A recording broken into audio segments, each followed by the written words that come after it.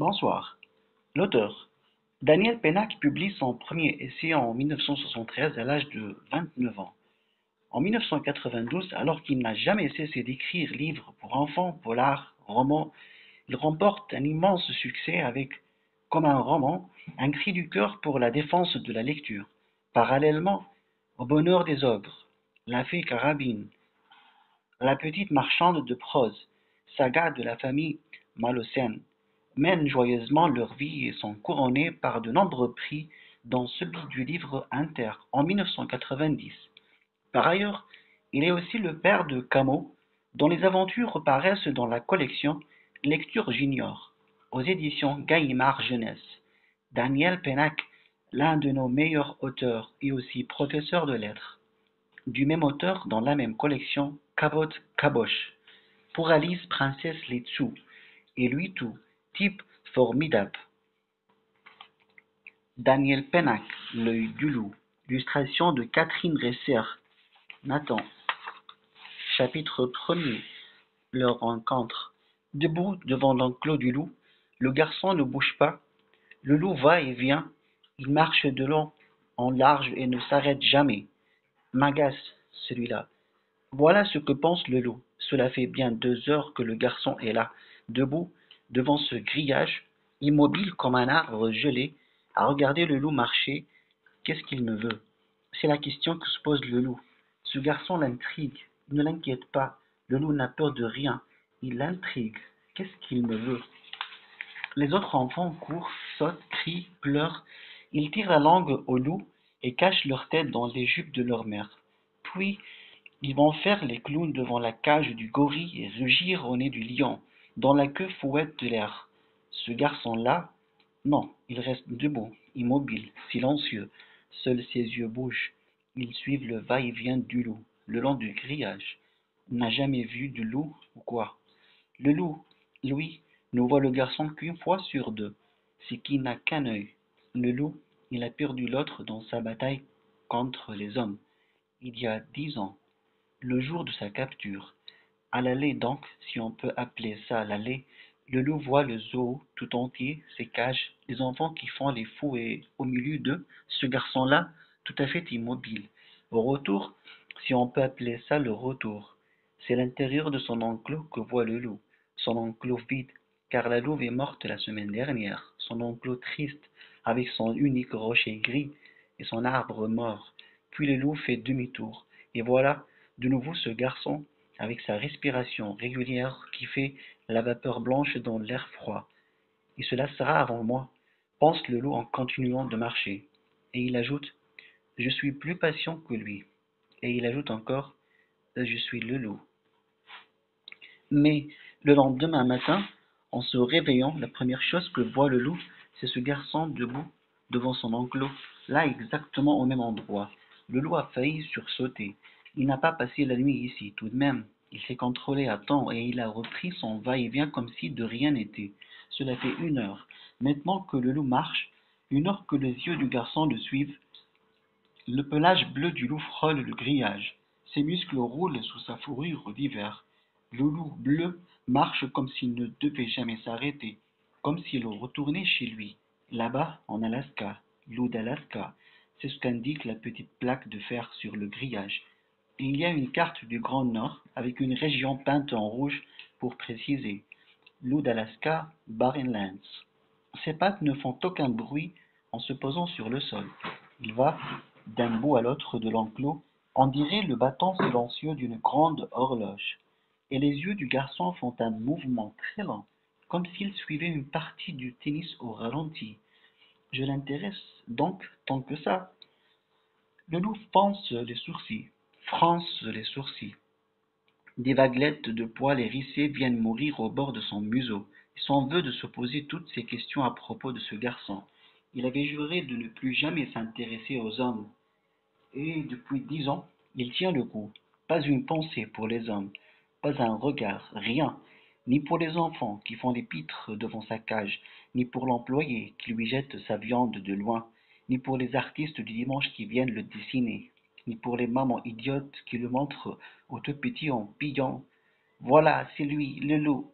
Si t'es pas sage, t'auras affaire à lui. Rien de rien. Le meilleur des hommes ne vaut rien. C'est ce que disait toujours Flamme Noire, la mère du loup. Jusqu'à la semaine dernière, le loup s'arrêtait quelquefois de marcher, la louve, et lui s'essayait en face des visiteurs. Et c'était exactement comme s'il ne les voyait pas.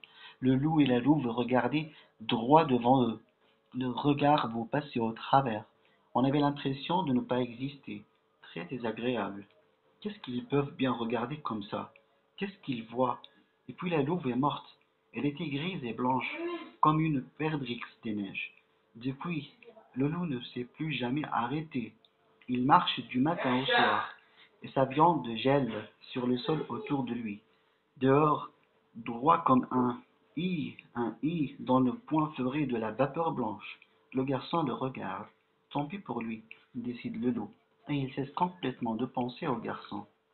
Pourtant, le lendemain, le garçon est là, et le jour suivant, et les jours d'après, au point que le loup est bien obligé de repenser à lui. Mais qui est-ce? Qu'est-ce qu'il me veut? Ne fait donc rien de la journée. Travaille pas? Pas d'école? Pas d'amis? Pas de parents? Ou quoi? Un tas de questions qui ralentissent sa marche, et ce sont les pattes lourdes. Ce n'est pas encore de la fatigue, mais ça pourrait venir. Incroyable, pense le loup. Enfin, demain, on fermera le zoo. C'est le jour du mois consacré aux soins des bêtes, à l'entretien des cages. Pas de visiteurs. Ce jour-là, je serai débarrassé de lui. Pas du tout. Le lendemain, comme les autres jours, le garçon est là. Il est même là, plus que jamais, tout seul, devant l'enclos, dans le jardin zoologique absolument désert. Oh non, gémit le loup. Et si le loup se sent maintenant très fatigué, à croire que le regard de ce garçon pèse une tonne. D'accord, pense le loup. D'accord, tu l'auras voulu. Et brusquement, il s'arrête de marcher. Il s'assied bien droit, juste en face du garçon, et lui aussi se met à le regarder. Il ne lui fait pas le coup du regard qui vous passe au travers. Non, le vrai regard, le regard planté. Ça y est, ils sont face à face, maintenant, et ça dure. Pas un visiteur, dans le jardin zoologique. Les vétérinaires ne sont pas encore arrivés. Les lions ne sont pas sortis de leur tanière. Les oiseaux dorment dans leurs plumes. Jour de relâche pour tout le monde. Même les singes ont renoncé à faire les guignols. Ils pendent aux branches comme des chauves-souris endormis. Il n'y a que ce garçon. Et ce loup au pelage bleu. Tu veux me regarder? D'accord. Moi aussi je vais te regarder. On verra bien. Mais quelque chose gêne le loup. Un détail stupide. Il n'a qu'un œil et le garçon en a deux. Du coup, le loup ne sait pas dans quel œil du garçon planter son propre regard. Il hésite. Son œil unique saute. Droite-gauche, gauche-droite. Les yeux du garçon, eux, ne branchent pas. Pas un battement de cils. Le loup est affreusement mal à l'aise. Pour rien au monde, il ne détournerait la tête. Pas question de se remettre à marcher. Résultat, son œil s'affole de plus en plus, et bientôt, à travers la cicatrice de son œil mort, apparaît une larme. Ce n'est pas du chagrin, c'est de l'impuissance et de la colère. Alors le garçon fait une chose bizarre qui calme le loup, qui le met en confiance. Le garçon ferme un œil, et les voilà maintenant qui se regardent, œil, dans le jardin zoologique désert et silencieux, avec tout le temps devant eux. Chapitre 2. Un œil jaune, tout rond, avec bien au centre une pupille noire, un œil qui ne cligne jamais. C'est tout à fait comme si le garçon regardait une bougie allumée dans la nuit. Il ne voit plus que cet œil. Les arbres, le zoo, l'enclos, tout a disparu. Il ne reste qu'une seule chose, l'œil du loup. Et l'œil devient de plus en plus gros, de plus en plus rond, comme une lune rousse dans un ciel vide, avec, en son milieu, une pupille de plus en plus noire et des petites taches de couleurs différentes qui apparaissent dans le jaune brun de l'iris. Ici une tache bleue, bleue comme l'eau gelée sous le ciel. là un éclair d'or, brillant comme une paillette. Mais le plus important, c'est la pupille noire. Tu as voulu me regarder, eh bien, regarde-moi. Voilà ce que semble dire la pupille. Elle brille d'un éclat terrible, on dirait une flamme, c'est ça, pense le garçon, une flamme noire. Et le voilà qui répond, d'accord, flamme noire, je te regarde, je n'ai pas peur. La pupille a beau grossir, envahir l'œil tout entier, brûler comme un véritable incendie, le garçon ne détourne pas son regard. Et c'est quand tout est devenu noir, absolument noir, qu'il découvre ce que personne n'a jamais vu avant lui dans l'œil du loup. La pupille est vivante, c'est une louve noire, couchée en boule au milieu de ses petits, et qui fixe le garçon en grondant. Elle ne bouge pas, mais sous sa fourrure luisante, on la sent tendue comme un orage. Ses abîmes sont retroussés au-dessus de ses crocs éblouissants. Les extrémités de ses pattes frémissent. Elle va bondir. Un petit garçon de cette taille, et n'en fera qu'une bouchée. C'est bien vrai que tu n'as pas peur. C'est bien vrai. Le garçon reste là. Il ne baisse pas son œil. Le temps passe. Alors, très lentement, les muscles de Flamme Noire se détendent. Elle finit par murmurer entre ses crocs. Bon, d'accord, si tu y tiens, regarde autant que tu voudras, mais ne me dérange pas pendant que je fais la leçon aux petits, hein? Et sans plus s'occuper du garçon, elle promène un long regard sur les 7 duveteux qui sont couchés autour d'elle. Ils lui font une auréole rousse. L'iris, pense le garçon, l'iris autour de la pupille. Oui, 5 louveteaux sont exactement du même roux que l'iris. Le pelage du 6e est bleu, bleu comme l'eau gelée dans un ciel pur. Loup bleu. Et la 7e, c'est une petite louve jaune, et comme un éclair d'or, les yeux se plissent quand on la regarde. Ses frères l'appelaient Palette. Tout autour, c'est la neige, jusqu'à l'horizon que ferment les collines, la neige silencieuse de l'Alaska, là-bas dans le grand nord canadien. La voix de Flamme Noire s'élève à nouveau, un peu solennelle dans ce silence tout blanc. Les enfants, aujourd'hui je vais vous parler de l'homme. L'homme, encore? Ah non, tu n'arrêtes pas de nous raconter des histoires d'hommes. Et on a marre, on n'est plus des bébés. Parle-nous plutôt des caribous, ou des lapins des neiges, ou de la chasse au canard. Oui, Flamme Noire, raconte-nous des histoires de chasse. Nous autres, les loups, on est des chasseurs, oui et non, mais ce sont les hurlements de paillettes qui dominent. Non, je veux une histoire d'homme, une vraie, une qui fait bien peur.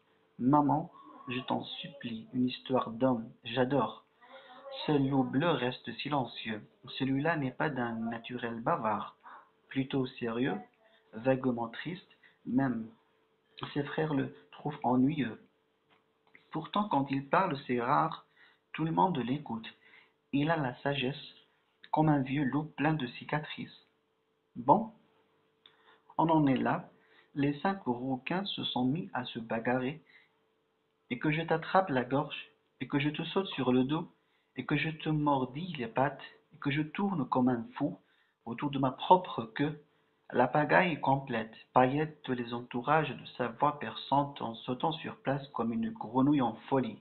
Tout autour d'eux, la neige vole en éclats d'argent, et Flamme Noire laisse faire. Qu'ils s'amusent, ils connaîtront bien assez tôt la vraie vie des loups. Tout en se disant cela, elle pose son regard sur le loup bleu, le seul des enfants à ne jamais s'amuser, tout le portrait de son père. Il y a de la fierté dans cette pensée, et de la tristesse, car Grand Loup, le père est mort. Trop sérieux, pense Flamme Noire, trop inquiet, trop lourd.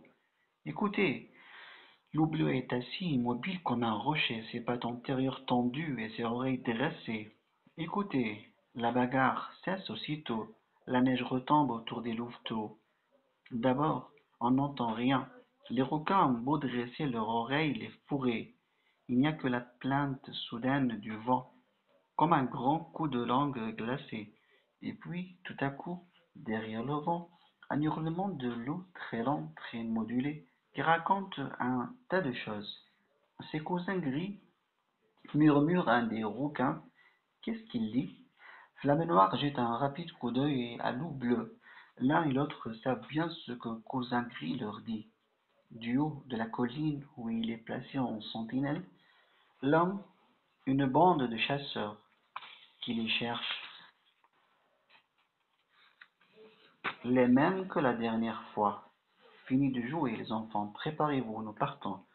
Alors c'était ça ton enfance, Loup Bleu, fuir devant les bandes de chasseurs? Oui, c'était ça. On s'installait dans une vallée paisible bordée de collines que Cousin Gris pensait infranchissables. On y restait une semaine ou deux où il fallait s'enfuir à nouveau. Les hommes ne se décourageaient jamais. Depuis de Lune, c'était toujours la même bande qui traquait la famille. Il avait déjà eu Grand Loup, le père. Pas facilement, une drôle de bagarre, mais il l'avait eu. Enfoui, on marchait à la queue le. Flamme Noire ouvrait la procession, immédiatement suivi de Loup Bleu. Puis venaient Palette et les rouquins, les cousins gris enfin qui effaçaient les traces avec sa queue. On ne laissait jamais de traces. On disparaissait complètement, toujours plus loin dans le nord. Il y faisait de plus en plus froid. La neige s'y changeait en glace. Les rochers devenaient coupants. Et pourtant les hommes nous retrouvaient. Toujours rien ne les arrêtait. Les hommes, l'homme. Le soir, on se couchait dans des terriers de renards. Les renards prêtent volontiers leur terrier aux loups contre un peu de nourriture. Ils n'aiment guère chasser. Les renards, trop paresseux. Cousin Gris montait la garde dehors. Assis sur un rocher qui dominait la vallée, Loup Bleu se couchait à l'entrée du terrier pendant que, tout au fond, Flamme Noire endormait les petits en leur racontant des histoires. Des histoires d'hommes, bien sûr. Et parce qu'il faisait nuit, parce qu'il était trop fatigué pour jouer, parce qu'ils adoraient avoir peur et parce que Flamme Noire était là pour les protéger, Paillette et les rouquins écoutaient. Il était une fois, toujours la même histoire, celle du louveteau trop maladroit et de sa grand-mère trop vieille. Il était une fois un louveteau si maladroit qu'il n'avait jamais rien attrapé de sa vie. Les plus vieux caribous couraient trop vite pour lui. Les mulots lui filaient sous le nez. Les canards s'envolaient à sa barbe. Jamais rien attrapé, même pas sa propre queue, beaucoup trop maladroit. Bon, mais il fallait bien qu'il serve à quelque chose, non? Heureusement, il avait une grand-mère, très vieille, si vieille qu'elle n'attrapait plus rien non plus. Ses grands yeux tristes regardaient courir les jeunes. Sa peau ne frémissait plus à l'approche du gibier. Tout le monde était désolé pour elle. On la laissait à la tanière quand on partait à la chasse. Elle mettait un peu d'ordre, lentement, puis faisait sa toilette avec soin, car grand-mère avait une fourrure magnifique, argentée, c'était tout ce qui lui restait de sa jeunesse. Jamais aucun loup n'en avait eu d'aussi belle. Sa toilette achevée, ça lui permet de bonne heure, grand-mère se couchait à l'entrée de la tanière, le museau entre les pattes, elle attendait le retour du maladroit, c'était à cela qu'il servait, le maladroit, nourrit grand-mère. Le premier caribou tué, hop, le cuisseau était pour grand-mère. Pas trop lourd pour moi maladroit. Du tout. Bon, ne flâne pas en route, et ne t'en mêle pas les pattes. Et gare à l'homme. Le maladroit n'écoutait même plus ses recommandations. Il avait l'habitude. Jusqu'au jour où... Jusqu'au jour où quoi? Demandaient les rouquins, leurs grands yeux dilatés dans la nuit. Ou quoi? Ou quoi? S'écriait Paillette de la langue pendante. Jusqu'au jour où l'homme arriva à la tanière avant, le maladroit répondait Flamme Noire dans un murmure terrifiant. Et alors? Et alors? Hein? Alors? Alors l'homme tua grand-mère. Lui voilà sa fourrure pour se faire un manteau. Lui voilà ses oreilles pour se faire un chapeau. Et se fit un masque avec son museau. Et alors? Alors il est l'heure de dormir, les enfants. Je vous raconterai la suite demain. Les enfants protestaient, bien sûr, mais Flamme Noire tenait bon. Peu à peu, le souffle du sommeil remplissait le terrier. C'est le moment que Loup Bleu attendait pour poser sa question. Toujours la même. Flamme Noire, ton histoire, elle est vraie? Flamme Noire réfléchissait un moment, puis faisait toujours la même réponse bizarre. Plus vrai que le contraire en tout cas. Avec tout ça, les saisons passaient, les enfants grandissaient, devenaient de jeunes loups, de vrais chasseurs, et on n'avait jamais vu d'hommes, enfin, jamais de près. On les avait entendus le jour où Grand Loup s'était battu avec eux, par exemple. On avait entendu les rugissements de grands loups, puis le hurlement d'un homme, un croc planté dans chaque fesse, des cris de panique, des ordres, puis un bruit de tonnerre, puis plus rien. Le grand loup n'était pas revenu, et on avait recommencé à fuir. On en avait vu de loin aussi. À peine quittait-on une vallée qu'il s'y installait, et la vallée se mettait à fumer, un vrai chaudron. Ils salissent la neige, grognaient flamme noire. On les observait du haut de la plus haute colline. Ils marchaient sur deux pattes au fond du chaudron. Mais de près, à quoi pouvaient-ils bien ressembler? Cousin Gris, tu les as déjà vus de près, toi? J'en ai vu, oui. Pas bavard, cousin Gris. À quoi ils ressemblent? Les hommes? Deux pattes et un fusil. À part ça, on ne pouvait rien tirer de lui. Quant Flamme Noire, elle racontait des histoires qu'on ne pouvait plus croire. Maintenant qu'on était devenu grand, les hommes mangent tout, l'herbe des caribous, les caribous eux-mêmes, et s'ils n'ont rien à se mettre sous la dent, ils peuvent aussi manger du loup. Ou bien, les hommes ont deux peaux. La première est toute nue, sans un poil, la seconde c'est la nôtre. Ou bien encore, l'homme est un collectionneur. Cette phrase-là, personne ne la comprenait. Et puis, un jour, au moment de la pause, tout le monde était essoufflé. Quelqu'un demanda: Mais pourquoi est-ce toujours la même bande qui nous poursuit? Cousin Gris léchait ses pattes meurtries. Ils ont entendu parler d'une petite louve à la fourrure d'or. Il n'acheva pas sa phrase. Flamme Noire le foudroyait du regard.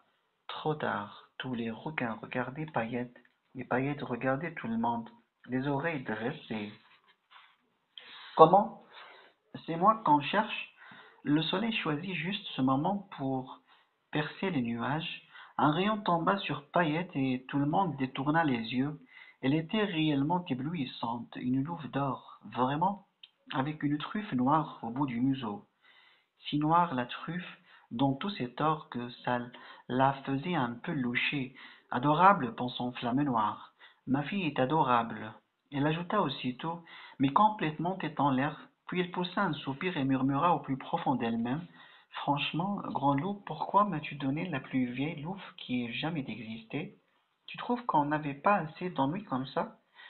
Comment? C'est moi qu'on cherche. Elle avait dit ça sur un drôle de ton. Paillette. Ça n'avait pas échappé aux oreilles de Loup Bleu. C'est moi qu'on cherche. Chachotte. Va. Et c'était inquiétant. Loup Bleu ne savait trop quoi penser de sa sœur. C'était une belle louve, bien sûr, la plus belle, et d'une habileté à la chasse imbattable, bien plus rapide que les rouquins, qui n'étaient pas de mauvais chasseurs pourtant, bien meilleur œil que Flamme Noire, bien meilleure oreille que Cousin Gris, et plus fin museau que moi. Ça, Loup Bleu était obligé de le reconnaître. Tout à coup, elle s'arrêtait, truffe au vent, et elle disait: La souris de prairie, où ça, là? Là-bas. Elle montrait un endroit précis, 300 mètres devant. On y allait, on trouvait une famille de mulots à dos rouges, dodus comme des perdrix sous terre. Les requins n'en revenaient pas. Comment t'as deviné? Elle répondait: Le nez. Ouh, on était à la chasse aux canards. Les requins nageaient vers leur proie sans un bruit. Seule leur truffe dépassait, pas un remous. Pourtant, 9 fois sur 10, les canards s'envolaient sous leur nez. Paillette restait sur la berge, aplatie comme un chat, dans l'herbe jaune. Elle attendait. Les canards s'envolaient lourdement au ras de l'eau, quand l'un d'eux, toujours le plus gros, passait au-dessus d'elle. Hop! Un bond, et clac! Comment tu réussis ça, l'œil? Et à la migration des caribous, quand leur harde s'étire sur toute la largeur de la plaine, on grimpait sur la plus haute colline. Et Paillette disait: Le 6e à droite à partir du gros rocher. Malade! Les loups ne mangent que les caribous. Malade! C'est un principe. Malade? Comment peux-tu en être sûr? L'oreille! Elle ajoutait: Écoute, il respire mal. Elle attrapait même les lièvres polaires. Et ça, aucun loup n'avait jamais réussi un coup pareil. Les pattes! Mais à côté de ses exploits, elle ratait des choses incroyablement faciles.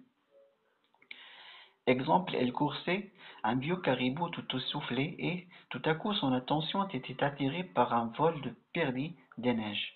Elle levait les yeux, s'emmêlait les pattes, se cassait la figure et on la retrouvait qui se roulait par terre en hurlant de rire. comme un louveteau du premier âge. Tu ris trop, grondait Loup bleu, ce n'est pas sérieux. Et toi, tu es trop sérieux, ce n'est pas drôle. Ce genre de réponse n'amusait pas Loup bleu. Pourquoi est-ce que tu ris tant, Paillette? Elle cessait de rire, regardait Loup bleu droit dans les yeux et répondait: Parce que je m'ennuie. Elle expliquait: Il ne se passe jamais rien dans ce fichu pays, rien ne change jamais. Et elle répétait: Je m'ennuie. Et, bien sûr, à force de s'ennuyer, Paillette voulut voir du nouveau. Elle voulut voir les hommes. De près, cela se passa une nuit. Elle poursuivait toujours la famille, la même bande de chasseurs. Ils campaient dans une cuvette herbeuse à 3 heures de la tanière. Paillette sentait l'odeur de leur feu. Elle entendait même le bois sac pétarader. J'y vais, se dit-elle. Je serai de retour avant l'aube. Je verrai bien à quoi il ressemble finalement. J'aurai quelque chose à raconter, on s'ennuiera moins. Et après tout, puisque c'est moi qu'on cherche. Elle pensait que c'était de bonnes raisons. Il y a là, quand Loup bleu se réveilla cette nuit-là, un pressentiment, elle était déjà partie depuis 1 heure. Il devint tout de suite. Il avait trompé la vigilance du cousin gris, cela aussi elle savait le faire, et elle était allée chez les hommes. Il faut que je le rattrape. Il ne réussit pas à la rattraper. Quand il arriva au campement des chasseurs, il vit les hommes debout, danser dans la lumière des feux, autour d'un filet accroché à une potence par une grosse corde qui le maintenait fermé. Prise dans le filet, Paillette donnait des coups de croc dans le vide. Sa fourrure lançait de brèves éclairs d'or dans la nuit. Les chiens en folie sautaient sous le filet. Leurs mâchoires claquaient. Les hommes hurlaient en dansant. Il était vêtu de peau de loup. Flamme Noire avait raison, pensa Loup bleu. Et aussitôt, si je coupe la corde, le filet tombera au milieu des chiens et s'ouvrira. Il est trop rapide pour eux. On s'en tirera. Il fallait sauter par-dessus les feux. Pas drôle pour un loup, mais il fallait le faire, et vite. Pas le temps d'avoir peur. La surprise, c'est ma seule chance. Il était déjà dans l'air brûlant, au-dessus des flammes, au-dessus des hommes. Le feu leur faisait des visages très rouges. Au-dessus du filet, il trancha la corde d'un coup de dent et hurla. File, Paillette! Hommes et chiens regardaient encore en l'air. Alors, ce fut le zoo. Enfin, les zoos. Il en fit 5 ou 6, dans les 10 années qui suivirent. Sol de ciment, étoile de tôle, sol de terre battue et ciel ouvert, petite cage et gros barreaux, enclos et grillages, la viande qu'on vous lance de loin, les peintres du dimanche, les enfants des hommes qui ont peur de vous, les saisons qui passent, tout seul, parmi les animaux inconnus, eux aussi dans des cages. L'homme est un collectionneur. Il comprenait maintenant la phrase de Flamme Noire, tout seul, jusqu'au jour où on introduisit une louve dans sa cage. D'abord, Loup bleu n'en fut pas trop content. Il avait pris l'habitude de la solitude. Il préférait se souvenir à une compagnie. La louve posait un tas de questions. Comment t'appelles-tu? Elle avait un pelage gris, un museau presque blanc. D'où viens-tu? Le bout de ses pattes aussi était blanc. Il y a longtemps qu'il t'en prie. On dirait une perdrix des neiges. D'accord, dit la louve. Tais-toi, si tu veux. Mais je te préviens, dès que toi, tu me poseras une question, moi j'y répondrai. Le genre de truc qu'aurait pu me dire Palette, pensa Loup bleu. Alors il demanda: Et toi, d'où viens-tu? Du Grand Nord. C'est grand, le Grand Nord. Je viens des Barrenlands, dans l'Arctique. Loup bleu cessa de respirer. Les Barrenlands, c'est ainsi que les hommes appelaient la terre où ils l'avaient capturée. Il entendit nettement son cœur battre dans sa poitrine. Les Barrenlands, dis-moi, est-ce que tu connais? Je connais tout le monde là-bas. Une petite louve à la fourrure d'or, tu connais? Palette? Paillette? La fille de Flamme Noire et de Grand Loup. Bien sûr que je la connais. Mais d'abord, ce n'est pas une petite louve. Elle est immense. Plus grande que les plus grands loups. Et ensuite, elle n'a pas de fourrure d'or. Pas de fourrure d'or. Qu'est-ce que c'est que cette histoire? Ce n'est pas une histoire. Je ne mens jamais. Elle avait une fourrure d'or, c'est vrai. Elle ne l'a plus. Elle s'est éteinte. Éteinte? Parfaitement. Une nuit, elle est partie avec un de ses frères, personne n'a jamais su pour où, et, le matin, elle est revenue seule. Sa fourrure s'était éteinte, elle ne brillait plus au soleil. Jaune paille. On dit qu'elle porte le deuil de son frère. On dit ça? On dit des tas de choses sur elle, et tout ce qu'on dit est vrai. Je la connais bien. On dit que les loups n'ont jamais eu de meilleurs chasseurs. C'est vrai. On dit que ni elle ni les siens ne se feront jamais rattraper par les hommes. C'est vrai. Qu'est-ce que tu en sais? Demanda Loup Bleu qui sentait une grosse boule de fierté gonfler dans sa poitrine. Alors, Perdrix raconta. C'était en été. 3 familles de loups s'étaient rassemblées autour d'un étang où les canards polluaient. Parmi elles, la famille de Paillettes et celle du Perdrix, tout à l'affût, silencieux, quand tout à coup, flop, flop, flop, un battement de l'air au-dessus d'eux, qu'ils reconnaissent tous. L'hélicoptère, oui, ils se sont mis à nous chasser avec des hélicoptères maintenant. Et bang, bang, les premiers coups de feu. Panique générale. Les loups s'enfouillaient de tous côtés, comme s'ils étaient dispersés par le vent des hélices. Heureusement, les chasseurs tiraient mal. C'étaient des amateurs, des qui chassent pour se distraire. Du coup, voilà l'hélicoptère qui descend de plus en plus près. L'herbe se couchait sous lui, mais dans l'herbe, justement, il y avait paillettes. Impossible à repérer. La même couleur, exactement. Et tout à coup, un bond, hop, la jambe du pilote, clac, l'hélicoptère qui remonte, qui fait une drôle de pirouette et plouf au milieu de l'étang. Pierre Brice s'était alors précipité vers Paillette. Comment as-tu réussi ça, Paillette? Dis comment? Et tu sais ce qu'elle m'a répondu? L'œil. Comment le sais-tu? Je t'expliquerai, raconte la suite. Oui, la suite. Bon, alors voilà l'hélicoptère au milieu de l'étang, les hommes parmi les canards, furieux, les canards, et les loups assis tout autour, sur la rive, à rire, rire, une rigolade, tu ne peux pas t'imaginer. Il n'y avait que Paillette qui ne riait pas. Elle ne riait pas? Non, elle ne rit jamais. Voilà. Ce fut après cette conversation que Loup Bleu accepta la compagnie de Perdrix. Elle était gaie. Ils échangeaient leurs souvenirs. Les années passèrent. La semaine dernière, Perdrix est morte. C'est ainsi qu'on arrive au présent. À ce moment présent, justement, où Loup Bleu est assis dans son enclos vide, assis en face de ce garçon, œil dans l'œil, tous les deux, avec le grandement de la ville en guise de silence. Depuis combien de temps se regardent-ils ainsi? Ce garçon et ce loup. Le garçon a vu le soleil se coucher bien des fois dans l'œil du loup. Non pas le froid soleil de l'Alaska, celui-là avec sa lumière si pâle. On ne sait jamais s'il se couche ou il se lève. Non, le soleil d'ici, le soleil de Zoo, qui disparaît chaque soir quand les visiteurs s'en vont. La nuit tombe alors dans l'œil du loup. Elle brouille d'abord des couleurs, puis elle efface les images. Et la paupière du loup glisse enfin sur cet œil qui s'éteint. Le loup reste là, assis face au garçon, bien droit, mais il s'est endormi. Alors le garçon quitte le zoo, sur la pointe des pieds, comme on sort d'une chambre.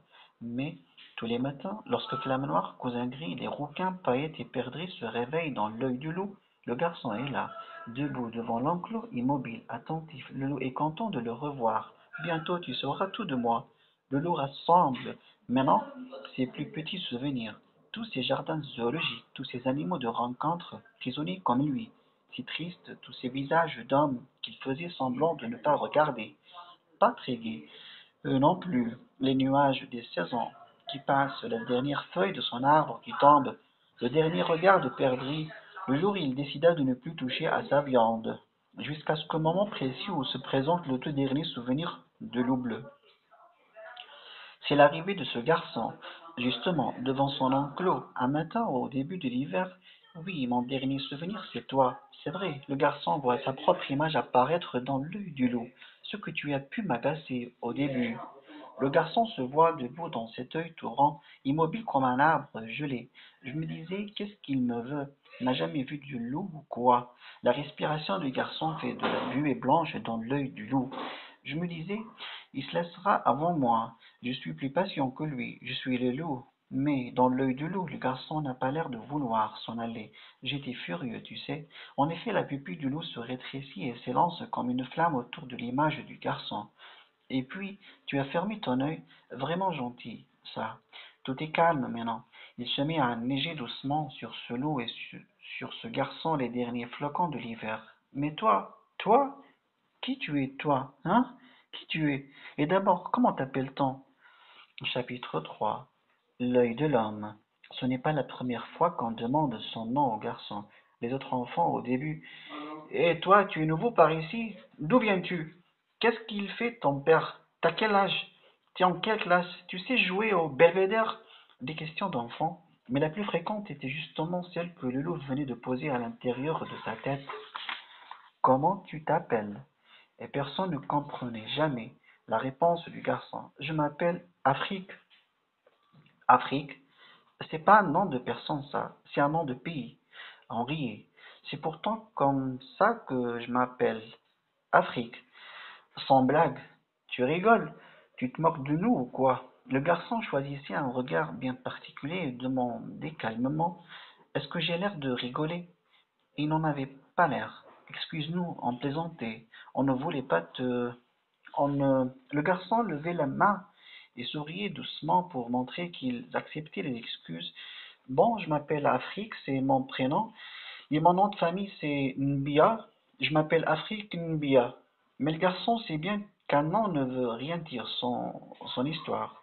C'est comme un loup dans un zoo, rien qu'une bête parmi les autres, si on ne connaît pas l'histoire de sa vie. D'accord, Double, je vais te raconter mon histoire. Et voilà que l'œil du garçon se transforme à son tour. On dirait une lumière qui s'éteint, ou un tunnel qui s'enfonce sous la terre. C'est ça, un tunnel dans lequel l'eau bleue s'engage comme dans un terrier de renard. On y voit de moins en moins à mesure qu'on avance. Bientôt, plus une goutte de lumière. L'eau bleue ne voit même pas le bout de ses pattes. Pendant combien de temps s'enfonce-t-il ainsi dans l'œil du garçon? Difficile à dire. Des minutes qui paraissent des années, jusqu'au moment où une petite voix retentit au fond de l'obscurité pour annoncer: Voilà, Louble, c'est ici, l'endroit de mon premier souvenir. Une nuit terrible, une nuit d'Afrique sans lune, comme si le soleil n'avait jamais brillé sur la terre, et un vacarme, avec ça, des cris de panique, des galopades, de brefs éclairs qui jaillissent de tous les côtés, suivis de détonations. Comme la nuit où l'eau s'est fait prendre, et bientôt le crépitement des flammes, de la lumière rouge et des ombres noires plaquées sur les murs, la guerre ou quelque chose comme ça, des incendies partout, des maisons qui s'effondrent.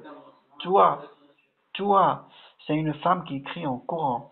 Elle porte quelque chose dans les bras et appelle un homme qui rase les murs en tenant un immense chameau par la bride. Toi, le marchand, je t'en prie, écoute-moi. Si tu crois que c'est le moment de bavarder, ce n'est pas pour bavarder. Toi, c'est pour l'enfant. Prends cet enfant et emmène-le loin d'ici. Il n'a plus de mère. Elle tend le paquet qu'elle tient dans ses bras. Qu'est-ce que tu veux que je fasse d'un si petit enfant? Il serait tout juste bon à boire mon eau. Des flammes jaillissent soudain d'une fenêtre voisine. Toi sens les poils de sa moustache grillée. Ah, l'Afrique, maudite Afrique, je t'en prie, toi, sauve l'enfant. Plus grand, il racontera des histoires qui font rêver. Pas besoin de rêver. Moi, j'ai bien assez d'ennuis avec cet imbécile de chameau qui rêve du matin au soir. Le chameau qui traverse tranquillement cet enfer, comme s'il était au bord d'une oasis, s'arrête pile. Toi, crie la femme, je te donnerai de l'argent. Rien du tout. Tu vas avancer, toi, oui, beaucoup d'argent. Toi, beaucoup. Sacré chameau. Chaque fois que je le traite d'imbécile, il s'arrête. Combien d'argent? Tout ce que j'ai, tout, absolument tout. Le jour se lève sur un tout autre paysage. L'oubli n'en croit pas son œil.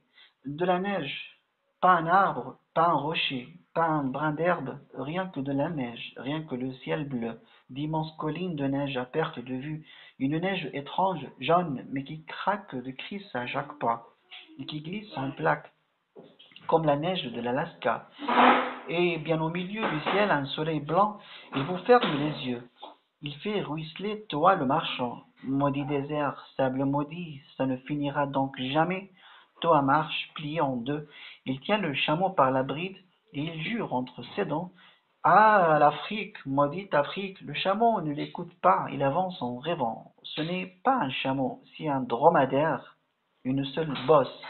Ce que toi as pu lui flanquer sur le dos.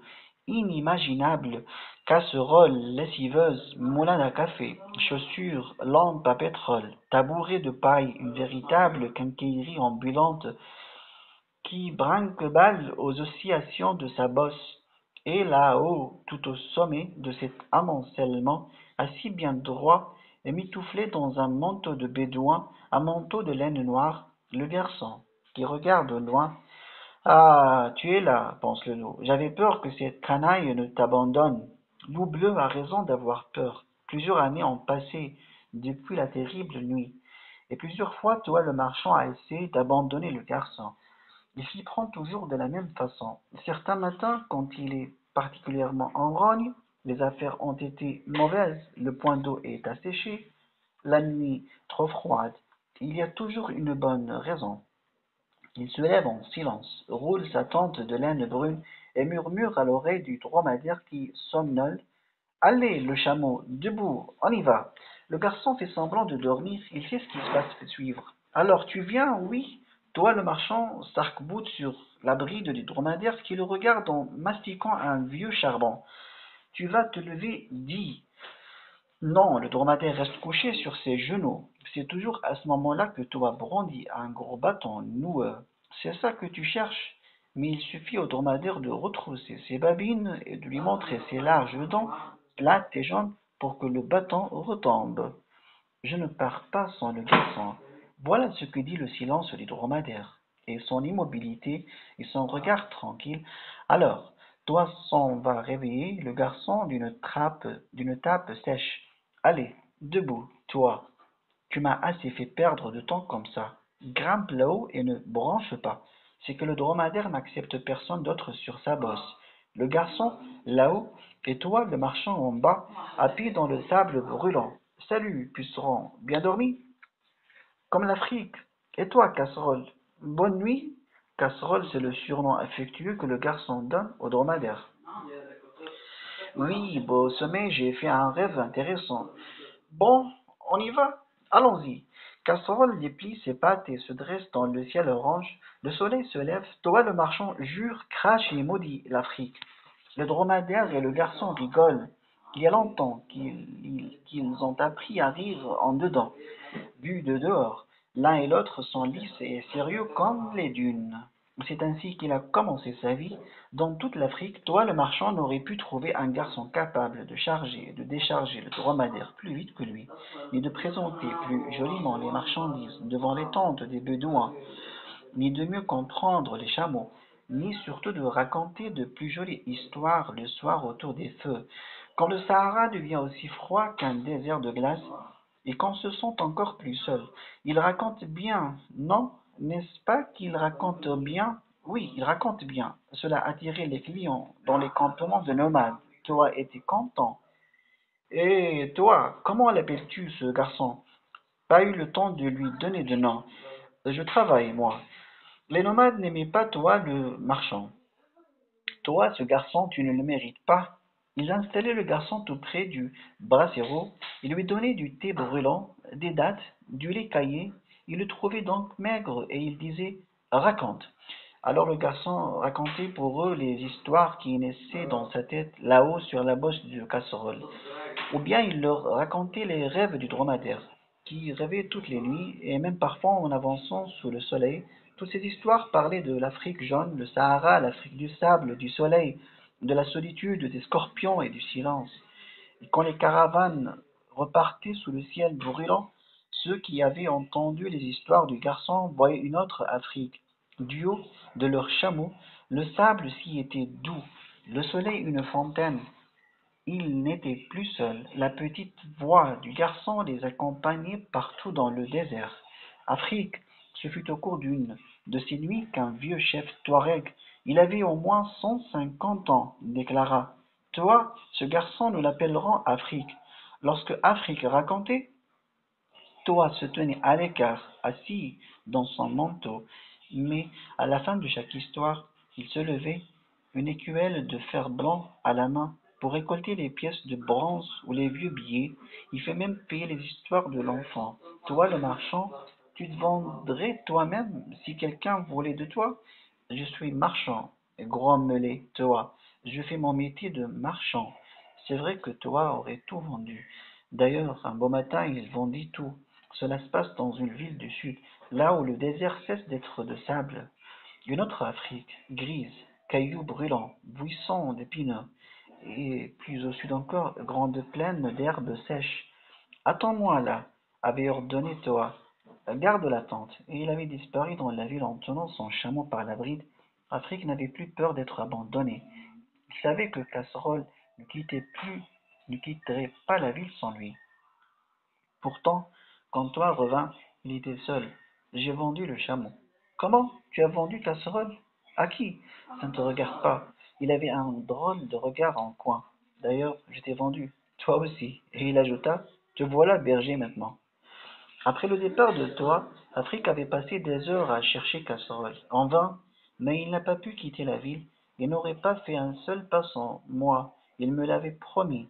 Il interrogeait les passants. On lui répondait, petit, ici des chameaux. On en vend 2000 tous les jours. Il interrogeait les enfants de son âge.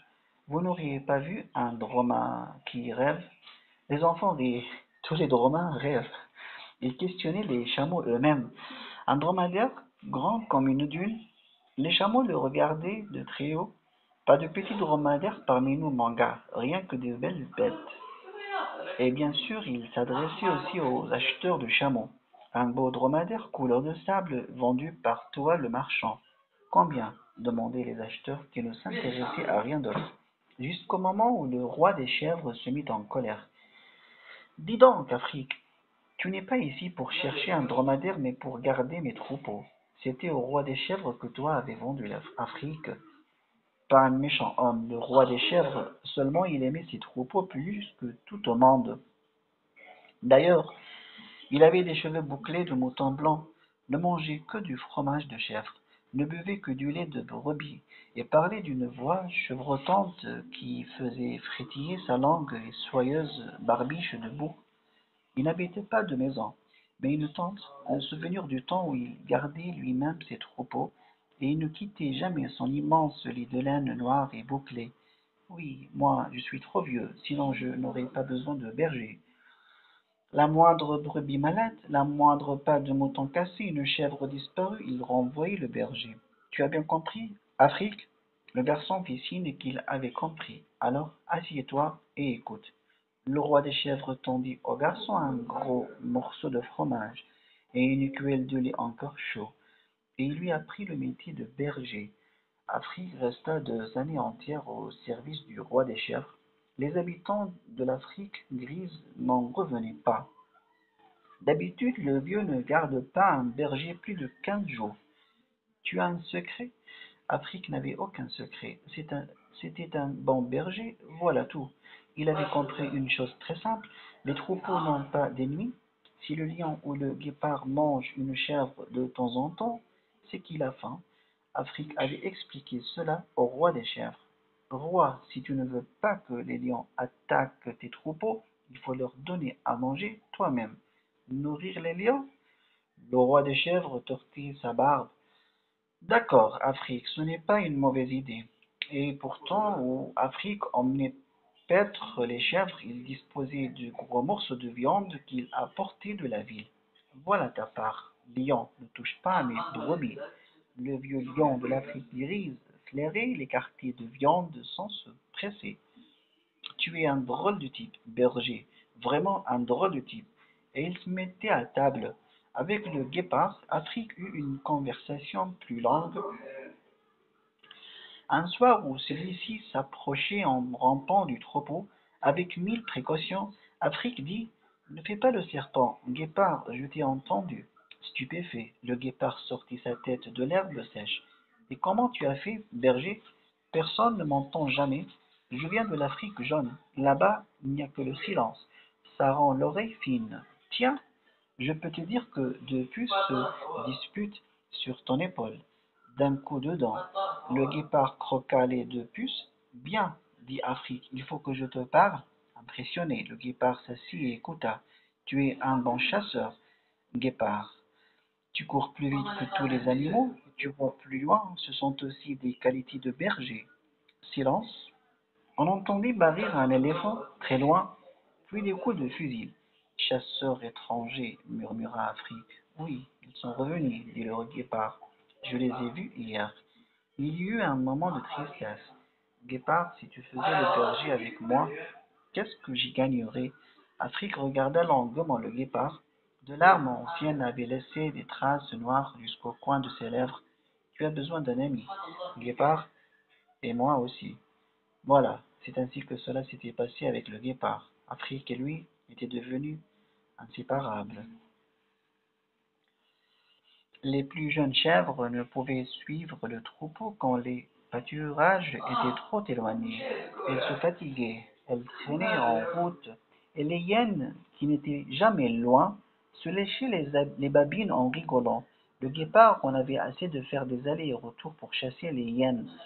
Les chevrettes les plus fragiles étaient aussi les plus belles et les plus rares. C'était une race spéciale que le roi des chèvres appelait Mécolombe d'Abyssine. Il passait des nuits blanches à l'idée qu'il pût leur arriver quelque chose. Roi, j'ai une idée pour protéger tes colombes. Afrique expliqua. Il faut laisser les plus jeunes en arrière. Le roi des chèvres s'en arracha 3 poils de barbe. Toute seule en arrière, tu es fou. Et les hyènes? Voilà justement mon idée. Je dépose les chevrettes dans les plus grands buissons d'épineux et les hyènes ne peuvent pas les toucher. Le roi des chèvres ferma les yeux et réfléchit très vite. Voyons, toutes les chèvres broutent les épineux. Elles ont des mâchoires à broyer des clous. Les épines n'abîment pas leur fourrure. Et s'il y a une chose que les hyènes ne supportent pas, c'est bien les épineux. Une bonne idée, pas de doute. Il regarda de nouveau Afrique en lissant sa barbe et demanda: dis-moi, Afrique, pourquoi est-ce que je n'ai pas eu cette idée avant toi? Afrique contempla les yeux du vieillard, si usé, si pâle, et répondit doucement: c'est que le berger maintenant c'est moi, toi tu es le roi. La tête de l'hyène regardant le buisson d'épineux valait la peine d'être vue. Alors là, non, Afrique, cette chevrette sous mon nez et une colombe d'Abyssine encore, une pareille tentation, ce n'est vraiment pas gentil de ta part. Elle salivait tellement que les fleurs auraient pu pousser entre ses pattes. Afrique lui tapota le front. À mon retour, je t'apporterai les restes du vieux lion. Les lions sont comme les riches, ils laissent toujours quelque chose. Le guépard, qui n'aimait pas l'odeur de l'hyène, fronçait les sourcils. Berger, tu ne devrais pas parler avec ça. Je parle à tout le monde. Tu as tort, moi je n'ai pas confiance en ça. Le troupeau se remit en marche. Le guépard jeta un dernier regard méprisant à l'hyène et dit: de toute façon, aucune importance. Moi vivant, personne ne mangera une de tes chèvres. Voilà, le temps passé, le troupeau prospérait, le roi des chèvres dormait paisiblement, tout le monde était content, y compris l'hyène qui se régalait avec les restes du lion. Elle prétendait même qu'elle ne restait à côté des épineux que pour garder elle-même les colombes d'Abyssine. Le guépard secouait la tête en levant les yeux au ciel. Parfaitement, protestait l'hyène. Et s'il arrivait quelque chose aux colombes, je serais la première à te prévenir, berger. Tout le monde dans l'Afrique grise connaissait le petit berger, une vraie popularité. Le soir, quand Afrique allumait ses feux, il ne fallait pas attendre longtemps pour que des ombres noires se glissent jusqu'à lui. Ce n'étaient pas des voleurs, ce n'étaient pas des animaux affamés, c'était la foule de ceux, hommes et bêtes, qui venaient écouter des histoires d'Afrique. Le petit berger du roi des chèvres, il leur parlait d'une autre Afrique, l'Afrique jaune. Il leur racontait les rêves du dromadaire casserole, mystérieusement disparu, mais il leur racontait aussi des histoires de l'Afrique grise qu'il connaissait mieux qu'eux, bien qu'il n'y fût pas né. Il raconte bien, non? N'est-ce pas qu'il raconte bien? Pour ça, oui, il raconte bien.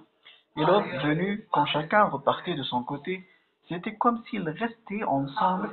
Un jour, le gorille gris des savanes inter rompit une histoire. Dis donc, berger, tu sais qu'il existe une autre Afrique, une Afrique verte, des arbres partout, haut et touffus comme des nuages. J'ai un cousin là-bas, un grand costaud aux crâne pointu. Une Afrique verte.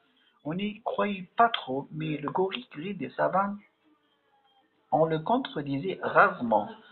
Bizarre, la vie. On vous parle d'une chose que vous ignorez complètement, une chose inimaginable, presque impossible à croire, et à peine vous en a-t-on parlé, voilà que vous la découvrez à votre tour. L'Afrique verte, le garçon allait bientôt la connaître, l'Afrique verte. Cela se passa une nuit. Afrique racontait. Les animaux écoutaient, soudain le guépard siffla, chut, venu de très loin. On entendit le rire de l'hyène, mais un rire inhabituel, un rire furieux. Il se passe quelque chose avec les colombes d'Abyssinie. Le guépard sauta sur ses pattes. J'y vais. Berger, rejoins-moi là-bas avec le troupeau. Puis, juste avant de disparaître, je t'avais bien dit de ne pas faire confiance à ça. Au petit matin, lorsque Afrique atteignit le buisson d'épineux, son cœur cessa de battre.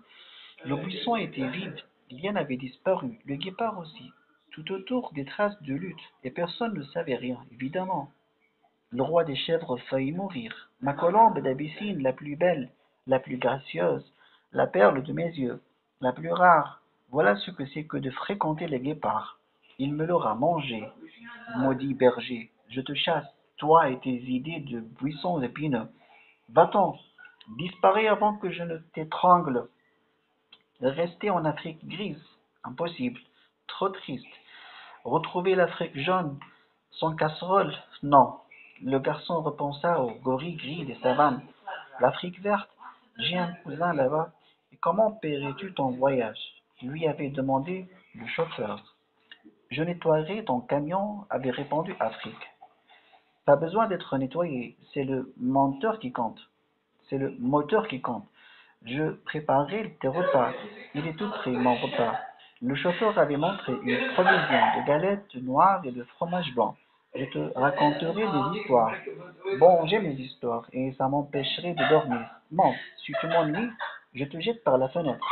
Voilà, c'est ainsi qu'ils quittèrent l'Afrique grise pendant que le chauffeur conduisait trop vite. Afrique racontait, mais pendant qu'il racontait, il pensait à autre chose. Qu'y était-il arrivé à la petite chèvre, au guépard et à l'hyène? Est-ce que je peux? Est-ce que je vais perdre tous mes amis les uns après les autres? Est-ce que je porte malheur? Le soleil se levait et se couchait. Triste voyage, long voyage, très long, très chaud, très plat. Le camion était une espèce de petit autobus dont toutes les tôles brinque-ballées. Il y monta d'autres passagers, le chauffeur les faisait payer cher.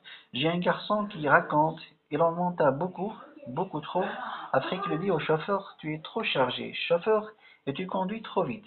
Tais-toi et raconte. Afrique racontait nuit et jour. La nuit, il voyait les yeux qui l'écoutaient, et un matin, un cri immense sortit de toutes les poitrines. Là-bas, tout au bout d'une mer de terre sèche et craquelée, apparut le moutonnement vert de la forêt tropicale, l'Afrique verte. Le gorille gris des savanes n'avait pas menti. Tout le monde se mit aux fenêtres en hurlant la joie. Le chauffeur accéléra encore. Ils pénétrèrent à toute allure dans la forêt. Et bien sûr, dans un virage bordé d'immenses fougères, le petit autobus quitta la piste et se retourna. Grand vacarme de ferraille et de moteurs fous. La dernière chose que vit l'Afrique avant de s'évanouir, ce fut l'autobus, comme un vieux scarabée sur le dos, ses quatre roues tordues tournant dans le vide. Mabia, Mabia, il se réveille, bien sûr qu'il se réveille, puisque c'est moi qui l'ai soigné. Tout de même, c'est vite, je n'aurais pas cru. Pabia, vieille chose, depuis combien de temps je soigne? Depuis que tu es toute petite, il y a bien 50 ans. Combien n'ont pas guéri? Pabia, tu peux me le dire? Aucun. Ils ont tous guéri. Chaque fois, c'est un vrai miracle. Pas un miracle, non. La bonne main de Mabia. Tout de même, celui-ci, j'ai bien cru qu'il allait mourir. Pauvre vieille chose, celui-ci est plus solide que tous les autres. Il vivra 100 ans. Depuis un certain temps, Afrique, dans son sommeil, entendait ces chuchotements accompagnés de petits rires. Il ouvrit les yeux. Mabia, il ouvre les yeux. Je vois bien qu'il ouvre les yeux. Donne le lait de coco. Afrique but le lait, un liquide frais, velouté, sucré, un peu acide. Il l'aima, on dirait qu'il aime. Pabia, je vois bien qu'il aime. Il a vidé la noix. Afrique se rendormit. Quand il se réveilla la seconde fois, la maison était vide. Pourtant, il entendit une voix qui lui disait Salut, toi, une petite voix métallique et nasale qui sortait d'un oiseau bizarre, bleu pâle à queue rouge, avec un bec à casser des noix. L'oiseau était perché sur une jarre de terre. Salut, répondit Afrique. Qui es-tu? Moi, je suis perroquet, et toi? Toute la forêt protestait. Mabia, ça y est, regarde, il est complètement guéri. Pabia brandissait Afrique à bout de bras, le montrant à une toute petite vieille bonne femme qui sortait de l'épaisseur des bois. Pas la peine de faire tout ce chahut. Pabia, je vois bien qu'il est guéri. Afrique ouvrit des yeux tout ronds. La vieille femme était suivie d'un gigantesque gorille noir au crâne pointu. Il portait une grosse provision de papaye rose, qui sont le meilleur fruit et le meilleur remède. Bizarre, dit le gorille. Pabia n'a jamais pu se mettre dans la tête que tu les guéris tous. Tais-toi, grosse bête, répondit Mabia. C'est pour me faire plaisir qu'il fait semblant de s'étonner. Ah bon, fit le gorille. La maison de Pabia et Mabia se dressait sur ses quatre pattes au beau milieu d'une clairière d'un vert absolument vert. Pourquoi les pilotis? Demanda Afrique. Pour que les serpents ne nous rendent pas visite, mon petit. Tout autour, c'était la muraille végétale de la forêt, si haute qu'on se serait cru au fond d'un puits de verdure. Pabia et Mabia soignèrent Afrique et le nourrirent. Ils ne lui posèrent aucune question. Ils ne l'obligèrent pas à travailler. Le jour, ils s'occupaient de la clairière et des arbres. La nuit, ils discutaient. Ils avaient beaucoup vécu. Ils connaissaient tous les hommes et tous les animaux de l'Afrique verte. Ils avaient des enfants et des cousins partout, dans les trois Afriques et dans l'autre monde. L'autre monde, qu'est-ce que c'est que ça? Pabia ouvrait la bouche pour répondre à la question qu'Afrique venait de poser, quand un grand fracas de branches cassées et de feuilles froissées l'interrompit. Le bruit n'était pas tout proche, mais l'arbre qui venait de tomber était si grand que toute la forêt dut entendre sa chute.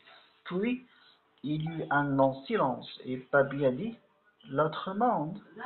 Nous y serons peut-être bientôt dans l'autre monde. Tais-toi donc, dit Mabia. Ne va pas mettre des idées pareilles dans la tête de ce petit. Sans qu'il le lui ait demandé, Afrique s'était mis à aider Pabia et Mabia dans leur travail. Il allait avec eux récolter les fruits de la forêt, et chaque samedi, tous les trois se rendaient au marché de la petite ville voisine. Pabia, qui était un bon marchand, vendait les fruits en criant très fort. On venait aussi consulter Mabia, qui guérissait presque tout pour 3 fois rien. Mais le plus connu très vite ce fut Afrique. À peine les courses finies, tout le monde se rassemblait autour de lui. Il raconte bien, non? N'est-ce pas qu'il raconte bien? Pour ça, oui, il raconte bien. Et la tienne, l'histoire, celle de ta vie. Si tu nous la racontais. Le jour où Pabia posa cette question, il pleuvait, et quelle pluie! Un temps à raconter sa vie. Pabia et Mabia écoutaient Afrique en hochant gravement la tête. Alors, tu n'as pas de père? Demanda Pabia quand Afrique eut fini de raconter. Pas de père, non. Et pas de mère, hein? Demanda Mabia. Non, pas de mère non plus. Non. Il y eut un silence embarrassé car tous les trois venaient d'avoir la même idée en même temps. C'est ainsi qu'il devint Afrique Mbia, dernier enfant de Pabia et Mabia, qui en avaient eu 14 avant lui, aujourd'hui dispersés dans toutes les Afriques et sur toutes les terres de l'autre monde. Oui, mais les années passant, il tombait de plus en plus d'arbres, la forêt s'éclaircissait, le front de Pabia se ridait. Ne t'inquiète pas, ça finira bien un jour. Pourtant, Mabia savait bien que ça finirait jamais, ça ne finirait pas. À la saison des pluies, les arbres coupés étaient jetés dans les marégeaux, les rivières de l'Afrique verte, qui filaient vers la mer. Un jour, qu'Afrique et le gorille, assis au bord de la rivière, regardaient passer les troncs décortiqués, le gorille eut un gros soupir. Il n'y en a plus pour bien longtemps. Histoire de lui changer les idées, Afrique demanda: Tu sais que tu as un cousin en Afrique grise, un petit gros au crâne plat dans la savane? Oui, je sais ça, répondit distraitement le gorille. Silence. Et dans le silence, le bruit régulier, les haches. Mais enfin, ces arbres, où vont-ils? Demanda Afrique. Le gorille continuait à regarder fixement la rivière. Où veux-tu qu'il aille? Dans l'autre monde, pardi. Et il ajouta comme pour lui-même: Bon sang, il faut que je prenne une décision. Il n'y a pas à dire. Il faut que je me décide. Moi aussi fit une drôle de voix, tout près d'eux. C'était un souffle profond et pâle, une voix presque muette. Qu'est-ce que ça peut te faire à toi? Demanda le gorille. Tu ne vis pas dans les arbres. Justement, expliqua le crocodile. Je vis dans l'eau. Mais dans mon eau, maintenant, il y a des arbres. Pabia aussi prit une décision. Allez, dit-il, on s'en va. Pourquoi? Demanda Afrique. Pabia le conduisit à la lisière de la forêt, lui montra cette étendue de terre sèche et craquelée qu'Afrique avait traversée en camion des nuits et des jours interminables. Voilà, dit Pabia, il n'y a pas si longtemps, la forêt s'étendait jusqu'à l'horizon. Aujourd'hui, on a coupé tous les arbres, et quand il n'y a plus d'arbres, il ne peut plus, il ne pleut plus. Tu vois, rien ne pousse. La terre est si dure que le chien ne peut même plus y enterrer son os. Tout à coup, Pabia pointa son doigt devant lui. Regarde, Afrique suivit le doigt et vit une petite chose noire, luisante et furieuse, qui avançait obstinément vers la forêt en brandissant un couteau recourbé au-dessus de sa tête. Même le scorpion noir ne supporte pas cette sécheresse. Pabia se tut. Un souffle d'air brûlant souleva un nuage de poussière. Voilà ce que va devenir notre clairière. Il avait les lèvres sèches. Allez, dit Pabia, on s'en va. Chapitre 4. L'autre monde. C'est ainsi que Pabia, Mabia et leurs fils d'Afrique arrivèrent ici chez nous, dans l'autre monde. Ils avaient un cousin dans notre ville. Le cousin ouvrit le journal et aida Pabia à chercher du travail. Pabia aurait fait n'importe quoi, mais le journal disait qu'il n'y avait presque rien à faire. Ne t'inquiète pas, disait Mabia, on trouvera bien quelque chose. Et un jour, en effet, le cousin trouva. Là, dit-il en entourant au stylo bille une petite annonce sur le journal, voilà ce qu'il te faut. Et Pabia fut engagé par le zoo municipal. Section entretien de la serre tropicale. C'est quoi la serre tropicale? Avait-il demandé. Une espèce de cage en verre où il enferme les arbres de chez nous, avait répondu le cousin. Les arbres étaient presque morts, Pabia les ressuscita.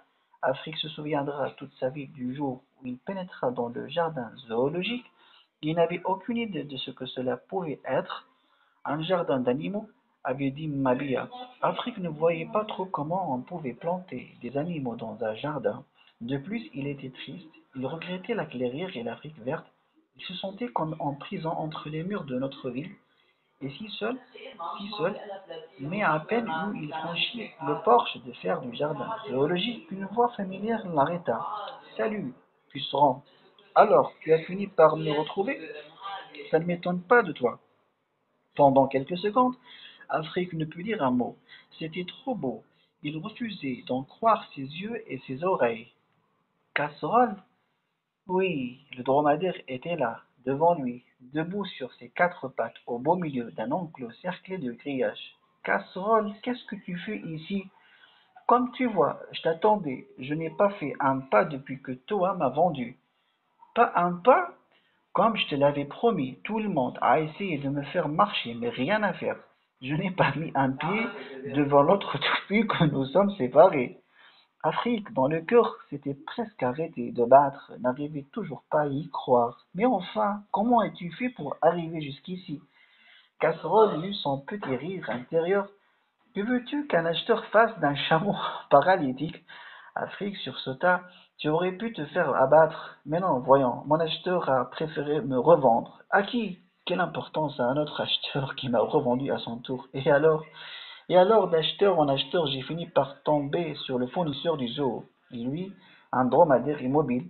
C'est exactement ce qu'il cherchait. Il m'a payé très cher. Autre rire intérieur. J'ai beaucoup voyagé pour arriver jusqu'ici, en bateau, en train, en camion, et même en grue. C'est avec une grue qu'ils m'ont déposé au milieu de l'enclos. Pas un seul pas sans toi, puceron. Je n'en ai pas fait un seul. Je vais pleurer, se dit Afrique. Ça y est, je vais pleurer.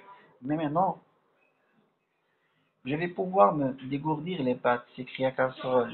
Et il se mit soudain à sauter sur place, à galoper à toute allure le long de son grillage, puis il se roula dans la poussière et, en équilibre sur sa bosse, se fit tourner comme une toupie, les pattes en l'air, hurlant de rire. De cage en cage, le fou rire se propagea à tous les animaux et gagna Afrique à son tour. L'animal qui riait le plus fort s'écria: Et le droma, tu te prends pour une colombe d'Abyssine ou quoi? Ce rire, pensa Afrique. Je connais ce rire-là. À 10 mètres de lui, derrière de gros barreaux de fer, l'hyène de l'Afrique grise riait plus fort que tout le monde. Puis, s'adressant à l'animal de la cage voisine, elle dit: Et alors, des larmes, tu ne ris pas? Regarde le droma.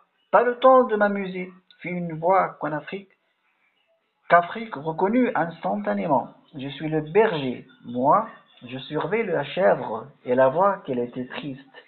Ajouta: D'ailleurs, si tu l'avais mieux surveillé toi-même, on ne serait pas là. J'ai fait tout ce que j'ai pu, protesta l'hyène. Tu n'es pas meilleur berger que moi. Afrique, qui était accouru sur les lieux de la dispute, s'arrêta pile, respira profondément et murmura: Bonjour, guépard, c'est toi qu'elle appelle. Les larmes, ne sois plus triste, je suis là maintenant. Bonjour, berger, je ne suis pas triste, je suis un peu fatigué, c'est que j'ai surveillé la colombe jour et nuit, depuis que les chasseurs de bêtes vives les ont capturées. Elle est ça. Afrique sourit à l'hyène qui prit un air embarrassé. J'ai fait ce que j'ai pu, Afrique, je t'assure, mais ils m'ont tendu un piège à viande. Tu me connais, difficile de résister. Moi, dit le guépard, je me suis fait prendre exprès pour ne pas abandonner la colombe. Regarde-la, elle est belle, non? D'un mouvement de tête, le guépard montra un enclos à 10 mètres de là où la colombe d'Abyssine caracolait joyeusement en l'honneur d'Afrique.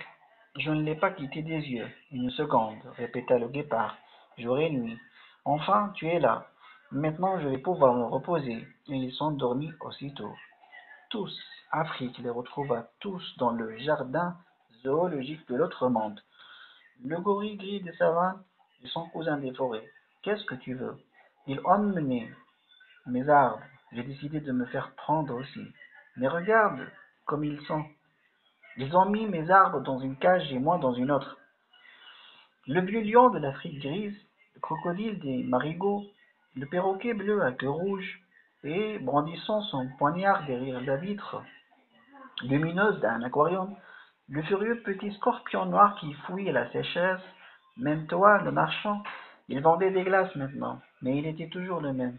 Il semblait les doigts dans la barbe à papa et passait son temps à jurer. Ah, l'autre monde, tu parles d'un autre monde. Oui, Afrique les connaissait tous, les habitants du jardin zoologique. Tous sauf un. Tous sauf moi, hein? On est au printemps maintenant, le loup et le garçon sont toujours l'un en face de l'autre. Oui, loup bleu, et tu me paraissais si seul, si triste. Drôle de garçon, se dit le loup. Drôle d'homme. Je me demande ce que Flamme Noire en aurait pensé. Mais ce que le loup voit dans l'œil du garçon maintenant est encore plus surprenant que tout le reste. C'est le soir. Toi et Mabia sont debout dans leur cuisine. Afrique est assis en face d'eux sur un tabouret. Une ampoule jaune prend du plafond. Mabia est penchée sur la tête du garçon qu'elle tient dans ses deux mains. Le garçon n'a qu'un œil. L'autre est fermé depuis des mois. Même le matin, lorsqu'il se réveille, Afrique n'ouvre qu'un œil. Mabia hoche tristement la tête. Non, murmure-t-elle, je ne crois pas que je le guérirai, pas cette fois-ci. Mabia renifle et gratte son menton qu'il n'a pas rasé. On pourrait peut-être essayer le docteur. On essaya, le docteur ordonna des gouttes. Les cils d'Afrique en étaient tout poisseux. On aurait dit qu'il pleurait du matin au soir, mais l'œil ne se rouvrait pas. On retourna chez le docteur, c'était un docteur honnête. Je n'y comprends rien, dit-il. Moi non plus, répondit Mabia. Moi, je comprends très bien, pense Loup Bleu. Mabia penchée sur le garçon dans la cuisine et Mabia qui n'en dort plus la nuit. Loup Bleu est désolé. Et ce garçon qui continue de le regarder avec son œil unique, Loup Bleu hoche plusieurs fois la tête et finit par demander: Comment as-tu deviné? Silence, rien qu'un léger sourire sur les lèvres du garçon. Tout de même, je m'étais bien juré de le garder fermé, cet œil. La vérité, c'est que derrière sa paupière close, l'œil de loup est guéri depuis longtemps. Mais ce zoo, ces animaux si tristes, ces visiteurs, bof, s'était dit le loup, un seul œil suffit largement pour voir ça. Oui, loup bleu, mais maintenant je suis là. C'est vrai, Maintenant il y a ce garçon aux animaux d'Afrique, il a raconté le grand nord à l'eau bleue, il a raconté les trois Afriques, et tous se sont mis à rêver, même quand ils ne dorment pas. Loup bleu regarde pour la première fois par-dessus l'épaule du garçon, et il voit nettement Paillette et le guépard faire défaut au milieu du zoo.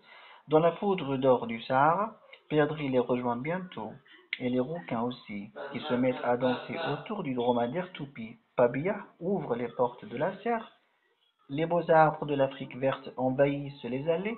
Sur la plus haute branche sentinelle, Cousin Gris et le gorille des forêts sont assis l'un à côté de l'autre, et les visiteurs qui ne remarquent rien, et le directeur du zoo qui continue sa ronde, et toi le marchand qui court à toute allure poursuivi par le scorpion furieux, et les enfants qui se demandent pourquoi l'hyène rit si fort, et Flamme Noire qui vient de s'asseoir à côté du garçon en face du loup bleu, et la neige qui tombe sur tout cela en plein printemps, la belle neige muette de l'Alaska, qui recouvre tout et garde les secrets. Évidemment, pense Loup bleu, évidemment, c'est tentant, ça mérite d'être vu avec les deux yeux.